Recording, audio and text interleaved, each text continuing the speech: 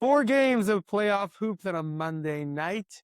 We have 2 series which ended, 2 series which are now anyone's series when the series score is 3-2.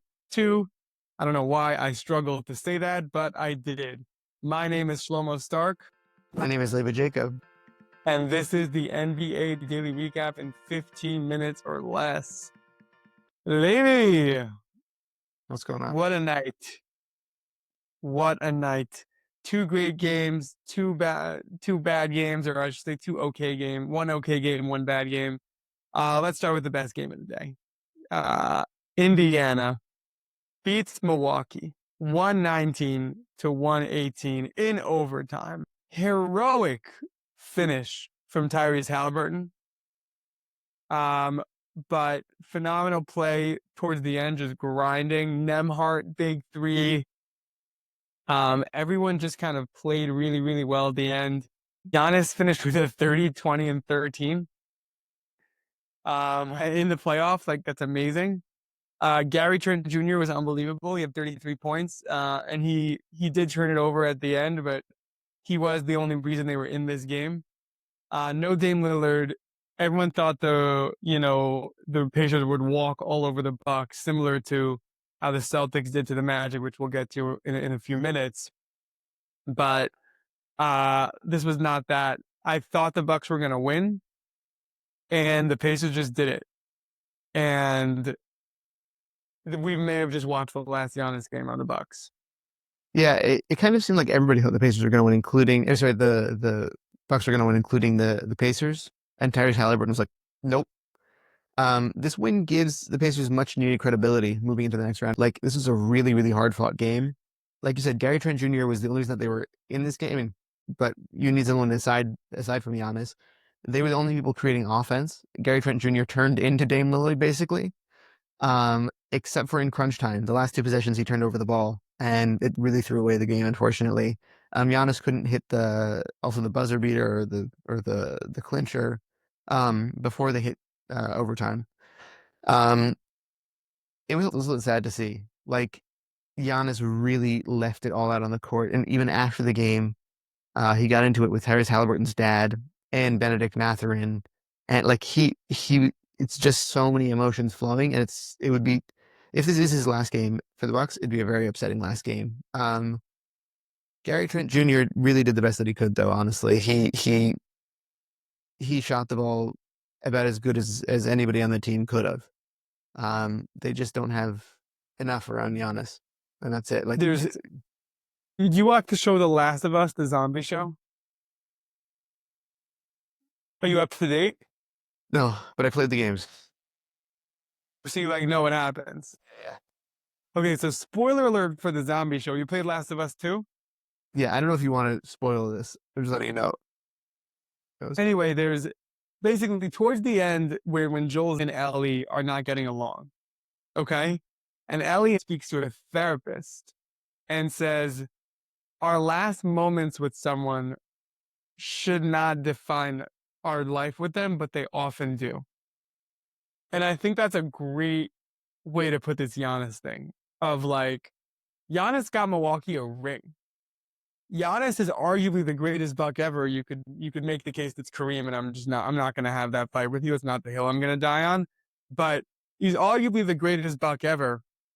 And he finished, and like, it feels like his legacy is kind of like a good stats, bad team guy who's just frustrated that his team can't win. And I don't want that to be the legacy. Like, I really hope that that's not how we remember Giannis on the Bucks. I don't think it will be. I have a little bit of moment of clarity, though, which is interesting. Like interesting thought was that watching this was a little bit like watching Giannis beat KD on the Nets. Like, it's just that point at which the players, like, I literally left everything that I could on the floor. Like, I know that I'm an all-time great. I left everything I could on the floor. This team just doesn't have enough. LeBron in Game 1 in 2018. There's moments like that where the superstar just does everything they can, and it's just not enough. Jokic, if the Nuggets lose this series. Okay, we should get onto that in a little later, but yeah. And we'll get to that next. But Jokic is like so amazing this series. Whatever, we'll get into that next. But any more thoughts on Bucks Pacers? I do agree with you congratulating the Pacers. We need to give them mad props, and Cleveland is not gonna. They're not gonna. Cleveland's not gonna be able to walk all over them. That's gonna be a good series. Detroit beats New York 106 to 103. This is a tough loss. I watched this game, obviously. I don't miss a minute of Knicks basketball. Knicks playoff basketball, I should say. And here's what I'm going to say. And Wobe agreed with me, which I was very happy about. Shout out to Wobe. I really hope one day he listens to this podcast. This was our best game of the 5. Yes, we lost, but Mitchell Robinson showed out. And if Mitchell Robinson is playing that way, the way he plays, like that's going to be key for us in Boston. We missed shots. Brunson was 4 of 16. Cat was 5 of 14. And I'm saying those guys shoot better almost every other game. But they were good looks. They just didn't go in. Brunson was 7 of 10 from the free throw. He never misses free throw shots, and he missed 3, and we lost by 3. Our bench actually played. Robinson, Deuce, and Payne played 22, 22, and 11 minutes respectively. It was balanced out scoring. 6 Knicks were in double digits. This is exactly what I wanted instead of just give it to Brunson. Let's see what he can do. Give it to Towns, see what he can do. We were right in this game, and full kudos to the Pistons for winning. But I left this game being like, I want to see more of this. I want to see this Knicks team, but with Brunson and Towns making shots, and I think they normally will. Well, do you think that the bench minutes were meaning it was good that they got minutes? Do you think that the players who played off of the bench were providing adequate support? Mitchell Robinson was our second or third best player tonight, and he was on the bench. He was our 6th man. Deuce McBride and Campaign, they could have been better. I'm not going to lie to you. But it's okay because the minutes they were on, Deuce McBride, he played 22 minutes. He was a +9. They put in his minutes strategically where when your bench players are in, you're supposed to be worse. That makes sense. Right. We survived the McBride minutes because Robinson played well and Bridges and Anunoby were scoring. So it wasn't oh no, Brunson only played 36 minutes. No, Nick played 40 minutes. This was great. That's what I want. Do you want to hear my random hot take? I think that Quentin Grimes being traded from the Knicks was the worst thing that happened for Deuce McBride. I think that when he felt motivated to win those minutes, he played much better. I hear that. I like that take. It's classic you to have a hot take about a 7th man, though. I was just saying, in his minutes, I just had it, even when he was subbed into the starting lineup when Brunson was out for a portion of the season, it just wasn't impressive basketball that I was watching. He's a good player. He's just not showing it at all. I don't know what's going on with him. Yeah, he does it every time. Every time he touches the ball, the entire garden just goes deuce. It's so cool. But he's the guy who at this point, it's the equivalent to peaking in high school. Everyone's oh, you love him. You love Deuce. Okay, yeah. But he's not doing anything.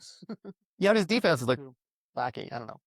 Very true. For the Pistons, I feel bad. The Pistons won't even talk about them. I have to talk about them. Amon Thompson was great on both ends. Sorry. He was great offensively and defensively, really bad at the free throw line.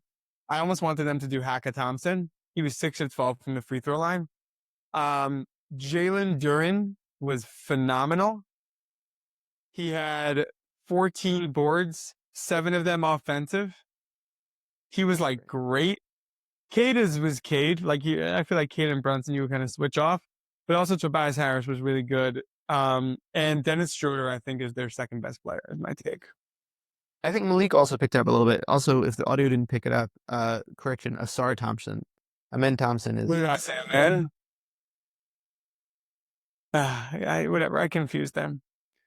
You texted me at one point during a Knicks game that you don't understand why they traded for Miles Bridges. So we're even. Honestly, he would have been doing better in this. No, I'm kidding. Um, No, I mean, Bridges hit some tough threes.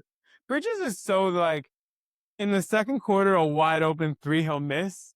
But like with a fourth quarter with a game on the line, two guys on him, and he fades like out of bounds. Okay, next. Denver beats LA 131 to 115. We called this, or maybe I called I feel like we spoke, I don't remember who called it, but we said there was gonna be a Jamal Murray game. And here it was. Jamal Murray, 43 points, 17 of 26 shooting, 8 of 14 from three. When Jamal Murray is on, this team is like so good. yeah, yeah. He tied Jokic for most 40-point games in the playoffs for the Nuggets. So that tells you Yeah. how good he's been in the past for the Nuggets. I took serious notes on this game. So I'll let you cook. I'll say one thing is that this is Jokic's favorite type of game. Like he had a 13, 10, and 12, and his team won by 16. Right. Like he loves that. Like, you know what I mean? Like you could just see it on his face. It's like, yeah. 100%, 100%. So okay, so the first thing was that Murray had a game. All right, he really had a game. Like he was out there, he was feeling it. You could see he was hitting threes. He was hitting contested threes. He wasn't doing this all season, all series so far. Okay. Um, I think notable that you kind of had a second Westbrook game in this game. He kept them in the second quarter when Jokic was out. He won a lot of those minutes for them. Despite what scoring is reflected, he was playing good basketball. You have some bad Russell Westbrook minutes where he hits a shot off the bottom of the backboard, but he, for the most part, he was hitting threes. It was like wild. He really helped them while Jokic was sitting. The Clippers slowed down a lot in this game. Their defensive rotations were really off. Maybe it's like a classic Denver thing. Like it's harder to breathe there, whatever. But he, they looked a lot slower. Like they just didn't look like they was any I answer. think that when Murray, you can correct me if I'm wrong, being that you deep dove this game and I just watched the highlights, but I think that if Murray hit tough shots, but like when you have to defend a Murray, assuming Murray is playing like an all-star, and Jokic, I think any team defensively can't do anything. Like the Thunder, the Clippers, anyone will look slower. But their rotations to Murray were slower this game. Their hands were just far enough away that he got better looks. Like it wasn't by like crazy. I think the shot making on his part was higher this game, obviously, but I don't. It wasn't as. I just don't think that they were able to follow him around as much. They weren't as good at chasing him. Um, this was like you said, this was a game that Jokic loves. Their shooters were contributing. They were hitting shots. Like they haven't been able to do this consecutively with kind of collectively the team. Like Christian Brown also was like hitting shot. Like they were just it was a very good cohesive Clippers game. Aaron Gordon was also hitting shots. Um, there was a note from last game that Jamal Murray said, I think that their X factor that's really affecting us is Nicholas Batum. That made me watch Nicholas Batum more this game. He said like he's like a 35-year-old guy, like 36. It's actually funny. He was like, damn. 36-year-old guy who's contributing really well on both sides of the floor, but like underratedly. I watched in this game. It's true. Like he's really helping on defensive rotations. He hit a great block on Jokic. Also, like this is he was playing as good as he's been playing throughout the series, but the Nuggets had the kind of game that they needed to have. That was kind of the end of my notes, but it was a really, really good game from the Nuggets. The Clippers also, they just didn't look cohesive. Also on offense, like Kawhi wasn't really getting his shots that he usually gets. He wasn't looking as, he was looking more distracted, and James Harden was being suffocated more. It was like a very the Nuggets came out strong with a 35-23 first quarter and really never looked back. yeah. Like they scored 35, 32, 32, and 32 all four quarters. Like it's going to be really, really hard to match that. Okay, next and last game of the day, Boston clinched the series. They win 120 to 89. Paolo Banchero went to the bench with 5 fouls, and that was it. Boston just pulled away and pretty much cruised to the victory. Jason Tatum, 35 points, 10 assists, 8 rebounds. The Celtics actually abandoned their usual strategy of like 3-pointers and only shot 24. And they just completely went for it in the paint. They shot 43 of 76, 56.6%. They were phenomenal. They were great. They look good, and they are going to play either the Knicks or the Pistons. Yeah, this is what the Celtics are supposed to do. Like, this is, you know, Best. as the better team on paper and in reality, this is how you close out a series effectively, and they did it. Like, good job, good job. Yes. Okay. Predictions. Golden State at Houston. Golden State is up 3-1. Houston is favored by 4. The Warriors are kind of big time banged up. I think that the Warriors are going to take it though. I think that Steph is going to have a better game than last game. I think that Interesting. I have the Pistons. I have the Rockets. it's just always Knicks Pistons in your brain, huh? I know. I'm really focused on that. That's the truth. So yeah, I have the Rockets winning this game. Minnesota is playing LA. Minnesota is up 3-1. This game is in LA. LA is favored by 5.5 points, and I think that is accurate. I'm going to say LA is going to win this game. I also think so. I think that they're going to I think this is my hope that they figure out some method to make this series interesting again and make people like freak out and be like, the recipe is what happened in 2016, right? Like when LeBron and Kyrie went nuts. Like, you basically just need Luka, and like, I feel like that's such a famous graphic, the 40-40. Like, you basically need that from LeBron and Luka. I don't know. Like, the Timberwolves team, it was interesting. So I was listening to somebody talk about how Naz Reid is basically Rui Hachimura, like a rich man's Rui Hachimura. It's true. Naz Reid was going off last game, and Dante DiVincenzo was also like, they just need the Timberwolves to have an offensive game where they're not all in sync, and it definitely could happen. And I think like that. I think that's one game. That's the recipe is one game like that. One game where LeBron and Luka go nuts, and then game 7 is game 7.